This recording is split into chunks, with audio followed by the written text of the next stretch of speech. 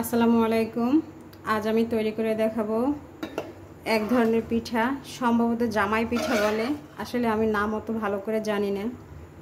বেশিরভাগ পিঠাই আমি আমার নিজের মতো করে বানিয়ে নেই। এই পিঠাটা বানানোর জন্য আমি এখানে ব্যবহার করেছি ডাল, আলু এবং আটা।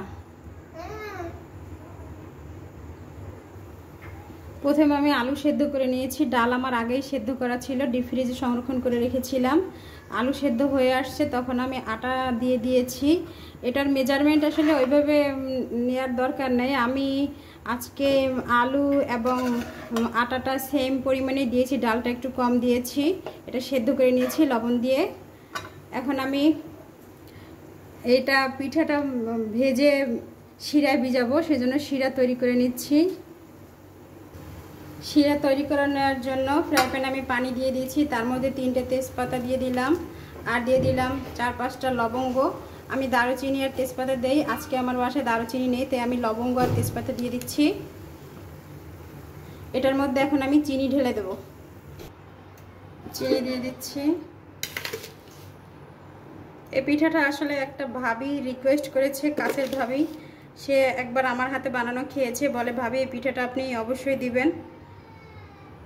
চিনি দিয়ে দিলাম। চুলার আঁচটা আমি মিডিয়ামে রাখবো।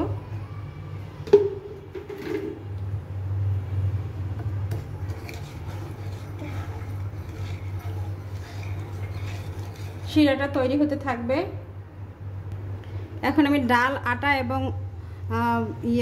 আলুর মিশ্রণটা দিয়ে একটা ডো তৈরি করে নেব পিঠার জন্য।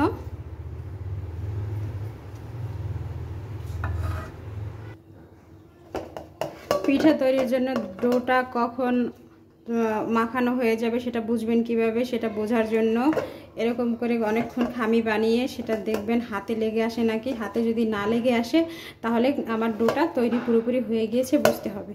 এখন আমি এটাকে পিঠার শেপ দিয়ে নিব। পিঠা বিভিন্ন আকৃতির শেপ দেওয়ার জন্য আমি এই পিঠা শেপার ইউজ করব। এটা যদি কারো বাসায় না থেকে থাকে সমস্যা নেই, কাঁটা চামচ দিয়ে শেপ দেওয়া যায়। আজকে আমি কাঁটা চামচ দিয়ে শেপ দেওয়া দেখিয়ে দিব। বাটিতে সামান্য পরিমাণে একদম সামান্য পরিমাণে সয়াবিন তেল নিয়ে নিয়েছি। যদি পিঠার ডোটা আমার হাতে লেগে আসে তখন আমি অল্প অল্প একটু একটু করে হাতে মেখে নিব। এটা আমি এখানে রাখছি।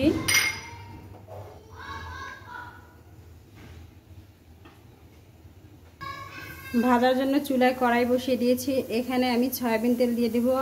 আমি কোনো কিছু ভাজতে হলে সয়াবিন তেল ব্যবহার করি, রান্নায় সাধারণত সরিষার তেল ব্যবহার করে থাকি। পানিটা শুকিয়ে আসলে আমি সয়াবিন তেলটা দিয়ে দিচ্ছি। তেলটা আমি মিডিয়াম লো আঁচে রাখবো। এখন আমি পিঠাটা তৈরি করে নিচ্ছি।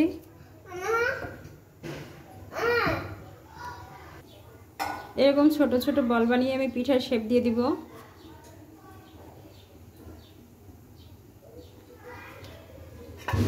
প্রথমে কাটারের সাহায্যে দেখে যে কোনো ডিজাইন দেওয়া যায়। হ্যাঁ, আপনারা আপনাদের পছন্দ মতো ডিজাইন দিয়ে দিবেন। অপর পাশেও আমি সেম করে নেব।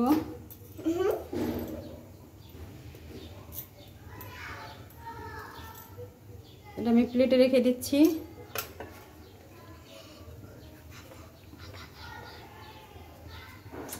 এবার আমি লম্বাটে শেপ দিয়ে দিচ্ছি। কাঁটা চামচ দিয়ে দেখিয়ে দিচ্ছি কিভাবে শেপ দেওয়া যায়। কাঁটা চামচটা একটু তেল লাগিয়ে নিচ্ছি।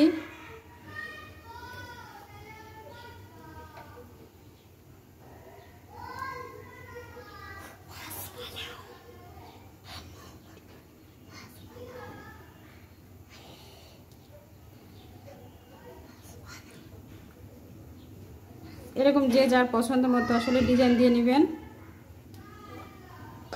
এরকম করে আমি সবগুলো পিঠা তৈরি করে নিব। তেলটা গরম হয়ে গিয়েছে। এরকম করে আমি মাছের শেপও দিয়ে নিয়েছি। এখন এটা আমি তেলে ছাড়বো। তেলটা যেহেতু বেশি গরম হয়ে গিয়েছে, আমি সরাসরি না ছেড়ে এভাবে ছেড়ে দিচ্ছি।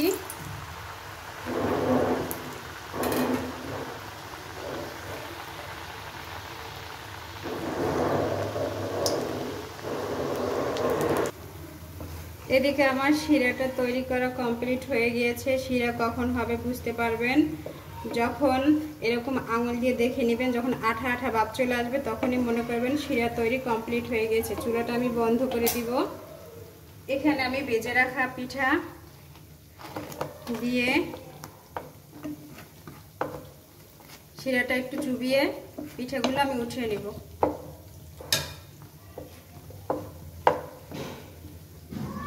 উঠিয়ে নিচ্ছি।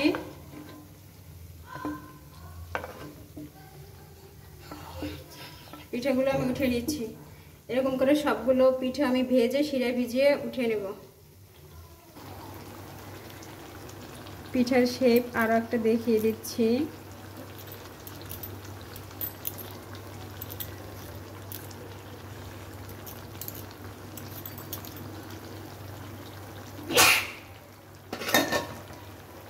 ভাজা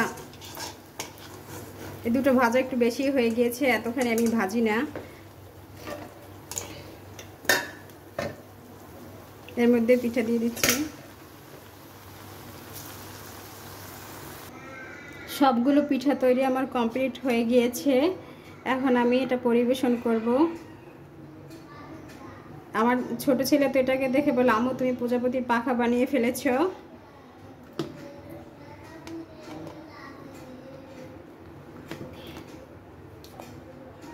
এই যে গাছের পাতার শেপ দিয়েছি।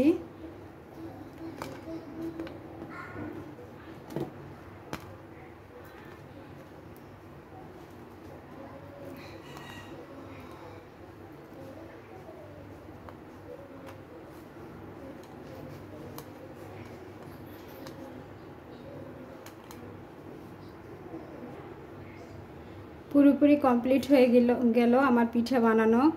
এই পিঠাটা আসলে এক্সাক্ট কি নাম আসলে আমি বলতে পারবো না, তবে আমার সম্ভবত মনে পড়ে এটা জামাই পিঠা। এই যে প্রজাপতির শেপ দিয়ে দিয়েছি, তারপরে মাছের শেপ দিয়ে দিয়েছি। হ্যাঁ, অল্প উপকরণে এবং খুব অল্প সময় পিঠাটা তৈরি করা যায়। এটা বিকেলের নাস্তার জন্য খুবই উপযোগী। আশা করি আপনারা এটা তৈরি করবেন। আর আমার পিঠা বানানো যদি আপনাদের ভালো লেগে থাকে, আমার এই বানানোটা আসলে অন্যের কাছে শেয়ার করে দিবেন। ধন্যবাদ এতক্ষণ সাথে থাকার জন্য।